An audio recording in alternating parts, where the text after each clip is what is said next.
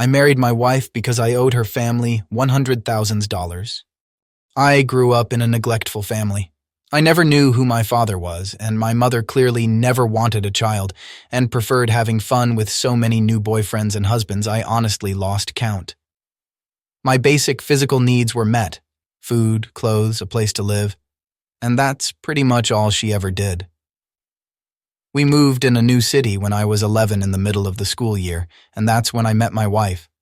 I was seated next to her in history class, and I started befriending this awkward, shy, nervous girl, but who was also so nice and pure. We start by being acquaintances. A few days later, I walk into the cafeteria and see a girl spilling a carton of milk on her head, with a bunch of other bullies tormenting her. She had been bullied by this group of people for most of her early life. I stepped in and yelled at them to stop. The bullies were a bunch of jackasses who only picked on defenseless people, so they were speechless when someone actually showed some resistance and they left. From then on, I began to spend most of my time with her. It was a win-win situation for both of us. I was her first and only friend. We used to sit together anytime we could, we ate together and hung out after school. She was no longer lonely, and the bullying with me around came down at least half, although it did not stop entirely. I had a peace of mind because I was stopping her from getting hurt, and she helped me escape the hellish emptiness of my house. I started to hang out at her place almost every afternoon to play video games or swim in her pool, and at night I would have dinner with her family. It was the closest thing I had to having a loving family. Hanging out with her was also pretty fun, and her personality gradually started to come out. Her family, which consisted of her mother and her aunt, warmly welcomed me, and I was almost instantly a part of their family, which is kinda insane when I think about it. Her family is loaded, and they used to spoil me with gifts even if I had a hard time accepting them. I cried the first time I had gifts on Christmas when I celebrated with them, because my mother never once offered me anything. As years went by, the bond between me and my wife only got stronger. I was the first person outside of her family who she could confide in, and she basically told me all about her personal issues concerning her sick sister, her asshole of a father, the bullying, her insecurities. I always was a support beam for her. At the time, I figured out that she was in love with me, but I didn't reciprocate because I only liked her, if you know what that feels like.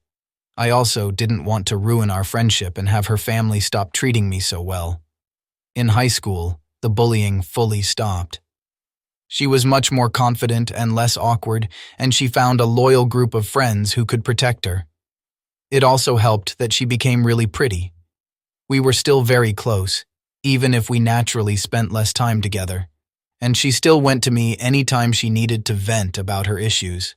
Her love for me only grew more with time and things became a bit awkward at times, but it was nothing I couldn't handle. I made sure we didn't cross the line. However, this all changed when I was 17. I got my driver's license. Getting a car with insurance would cost a ton of money for an unsupported teen like me. My wife's mother bought me my first car. I didn't even ask for it. She just paid it as she paid for her daughters. And it was a pretty damn good car too. I estimate it around $40,000 in total. And then, a few weeks later, it was time to apply for college. I didn't want to go mainly because of the student loan I would have to take, and also since I was not the best in studies, contrary to my wife who was gifted. Her mom decided to pay for my college tuition.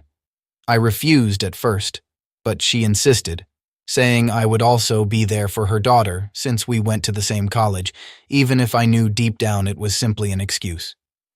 She just wanted the best for me and to have the chance to get an education. At that moment, I realized the only way I could pay her back, I owed her family around $100,000 at this point, was by taking care of her daughter. And that's what I did. I opened my heart to her.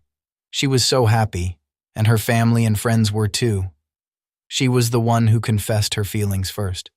She was the one who kissed me first. She was the one who initiated our first time. She was the one who proposed. We've been married for 4 years now, together for 10. Our lives have settled. We moved in a beautiful place and are going to start trying for a baby soon.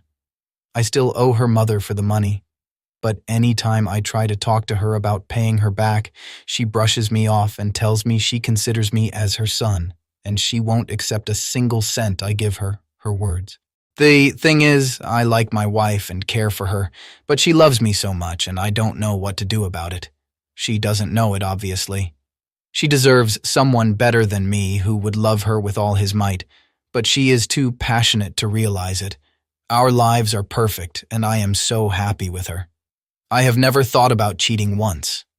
I'd honestly rather die than hurt her. To conclude, I am an average-looking dude with a low-income job who is married to a drop-dead gorgeous woman who has a PhD, an excellent job, who is loyal, loves me with all her heart, and wants to build a family and spend the rest of her life with me. If I could take it back, I would, because she deserves someone better than me in every single aspect. I just feel like she is wasting her life with me. I do not want to end the marriage because, even if I think it would be better for her to find someone else, it would absolutely crush her and her family, and I do not want that. It would also destroy me in so many aspects. I do not want to think about it. Just wanted to get this off my chest. I am not even sure if I am looking for any answer, but I would appreciate any constructive comment. Thanks for reading. My thoughts. It sounds like you're grappling with feelings of self-doubt and unworthiness in your relationship.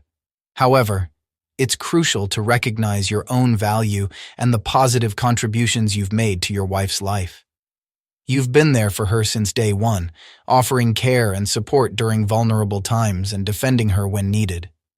That voice telling you that you're not good enough is rooted in past experiences, but it doesn't reflect the reality of your relationship now.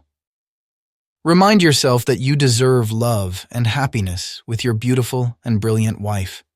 Redirect that negative voice and focus on giving your wife the attention and support she needs.